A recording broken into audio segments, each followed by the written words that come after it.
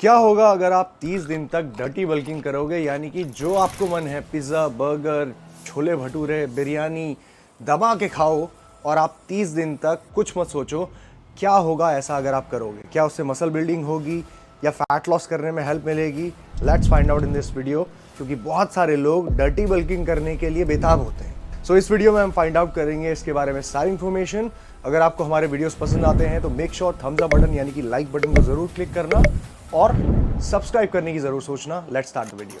तो जब आप डर्टी बल्किंग करते हो ना, जो प्रथा चली हुई आ रही है खास तौर पे बॉडी बिल्डर्स और कई सारे नए जिम गोअर्स, जिनको ये बोला जाता है बेटा आप बहुत पतले हो, जाओ डर्टी बल्किंग करो, दबा के खाना खाओ। जब आप ऐसा करने लगते हो ना तो आपकी बॉडी में क्या क्या होता है मैं आपको बताता हूँ। सबसे पहली चीज होती है quick weight gain. Weight increase आपका बहुत जल्दी होता है। नहीं, आप खुश मत हो जाना कि मसल बढ़ गया और चौड़े लग रहे हैं हम, बिल्कुल एकदम भरा भरा सा शरीर लगेगा। ये आपकी बॉडी में बहुत सारा फैट और बहुत सारा वाटर वेट जो होता है ना, अंट शंट खाने की वजह से ये बढ़ जाता है, जिसकी वजह से आपका मसल नहीं, आपकी बॉडी की चर्बी और पानी जो बॉडी की स्किन के अंदर होल्ड कर लेती है बॉडी, मुंह ऐसा पफी हो जाता है, बड़े बड़े गाल हो जाते हैं और हर जगह से आप फूले हुए नजर आते हो। ये होता है और इसकी वजह से आपका वजन बढ़ता है। तो खुश होने की कोई भी बात नहीं है। और इसका रीज़न ये है कि जब आप इस तरीके के फूड खाते हो, पिज़्ज़ा, बर्गर, पेस्ट्रीज, बहुत सारी आइसक्रीम, चॉकलेट्स, इस तरीके के फूड्स खाते हो तो आपकी बॉडी में आता है प्रोसेस्ड कार्बोहाइड्रेट्स, शुगर ऐसी फॉर्म में जो आपकी बॉडी में क्विकली जाती है, एब्जॉर्ब होती है और सीधा ग्लूकोज के फॉर्म में शुगर आपके ब्लड स्ट्रीम में बढ़ाती है, जिसका कोई काम नहीं है।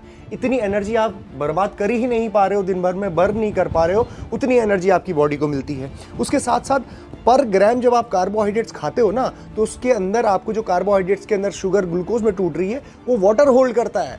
बॉडी पानी एब्जॉर्ब करती है कार्बोहाइड्रेट्स आपके अंदर होने की वजह से, इसकी वजह से आपका बॉडी का वेट बढ़ने लगता है। उसके साथ साथ आप अननेसेसरी इतने अमाउंट ऑफ फैट खाते हो, सोडियम इंटेक हाई करते हो, जिसकी वजह से आपका एक्स्ट्रा एक्सेसिव फैट आपकी बॉडी में ब्लॉकेज करता है। तरह तरह की प्रॉब्लम्स आपको होने लगती है, heart diseases, blood pressure related disease आपको होने लगती है। साथ ही साथ जब आप इस तरीके के फूड खाते हो ना, तो ये हाई इन सोडियम होते हैं। पिज्जा, बर्गर, पेस्ट्रीज, ये सारी चीजें आपकी बॉडी में शुगर तो दे ही रही है, एक्स्ट्रा फैट दे रही है, साथ ही साथ सोडियम लेवल बहुत हाई होता है, जिसकी वजह से बॉडी में ब्लड प्रेशर रिलेटेड इश्यूज होते हैं। साथ ही साथ स्किन में, जैसे मैंने कहा, वाटर एब्जॉर्ब करने लगती है बॉडी और पफी नजर आते हो। खास तौर पे फेस की स्किन, आपकी बॉडी की स्किन डल होने लगती है और ये बहुत बड़ा इशू है। प्रोसेस्ड फूड, इस तरीके के जो अनवांटेड चीजें हैं जो आपको नहीं खानी है रेगुलर बेसिस में, उसकी वजह से होने लगता है। तो ये प्रॉब्लम है। अब जब वेट गेन की बात करते हैं हम, तो उसमें मसल गेन तो आपका बहुत कम हो रहा है। यस, आप ट्रेनिंग कर रहे होगे, जिम में जाके वेट उठा रहे होगे, आपको मजा भी आ रहा होगा, कैलोरी सरप्लस में हो, लेकिन जो अमाउंट ऑफ बेनिफिट मिलना चाहिए मसल ग्रो करने वाला, वो नहीं मिल रहा है। मसल बहुत कम अमाउंट में बढ़ेगा, तो रियलिस्टिकली देखें तो आपको बेनिफिट नहीं, यहाँ पे नुकसान ज्यादा हो रहा है। दूसरा पॉइंट यहाँ पे आता है कि इसमें कोई भी बेनिफिट नहीं है आपको मसल बिल्डिंग वाले, और कोई लीन लुक आपका नहीं बनने वाला जब आप डर्टी बल्किंग करोगे। कई सारे लोग ऐसा सोच रहे होंगे कि 30 दिन तक हम दबा के खाएंगे, वेट गेन होगा और उसके बाद फिर हम कटिंग करेंगे और फिर मसल जो है निकल के आ जाएगा, मसल तो गेन होगा। बिल्कुल गलत बात है। जब आप डर्टी बल्किंग के तौर पे आप जब मसल बिल्डिंग करते हो तो आपकी बॉडी का वजन तो बढ़ रहा है, लेकिन फैट और आपका वाटर जो आपकी बॉडी में ऐड हुआ है उसकी वजह से बढ़ रहा है। जब आप कटिंग पे जाओगे ना, तो धीरे धीरे जब कट करोगे तो आप मसल इतना ही निकलेगा उसके अंदर से आपका, जो आपको कोई फायदा नहीं है। लेकिन जो अमाउंट ऑफ फैट आपने चढ़ाई होगी, वाटर वेट चढ़ाया होगा, उसको कम करने में 1 महीने में जो आपने चढ़ाया है ना, उसको कम करने में आपको 4-5 महीने भी लग जाएंगे। और 4-5 महीने में जब आप कट करके लेवल पे आओगे तो आप रियलिस्टिकली उसी वेट पे होगे जहां से आपने शुरू किया था। सो फायदा क्या हुआ? वहीं पे आप पहुंच गए बैक टू पेवेलियन। सो इसीलिए जब आप मसल बिल्डिंग करते हो तो डर्टी बल्किंग नहीं, आपको रियलिस्टिक मसल बिल्डिंग करनी है।